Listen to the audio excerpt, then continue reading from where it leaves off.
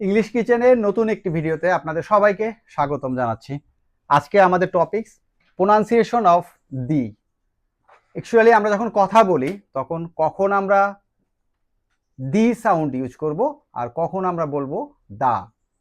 So দি এবং দা এর পার্থক্য আইডেন্টিফাইয়ের জন্য আমাদেরকে আগে জানতে হবে ভাওয়েল সম্পর্কে। আমরা জানি যে ভাওয়েল টোটাল 5টি, এ, ই, আই, ও, ইউ। সো আমরা যখন কোনো ওয়ার্ড ফাইন্ড আউট করব বা ওয়ার্ড দেখব, আমরা দেখব যে ওয়ার্ডের শুরুটা হয়েছে কি ভাওয়েল দিয়ে কিনা। যদি সেটা ভাওয়েল দিয়ে হয় তাহলে আমাদের উচ্চারণ হবে দি। Like the egg, the apple, the union, the elephant.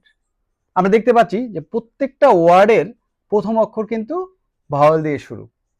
ঠিক আবার যখন আমরা বলবো দা, দা যখন বলবো তখন দেখব আমাদের যে প্রথম ওয়ার্ডটা, যেমন এখানে লেখা আছে দা ম্যান, ম্যান শব্দটা আমাদের শুরু হয়েছে কনসোনেন্ট দিয়ে। So the man, the boy, the mango, the book ইত্যাদি ইত্যাদি। সো দা সাধারণত একটু ফোর্স করা অর্থে বোঝায়, যেখানে আমার একটু জোর দিয়ে বলা হবে the man, the boy, the mango, the book. Thank you.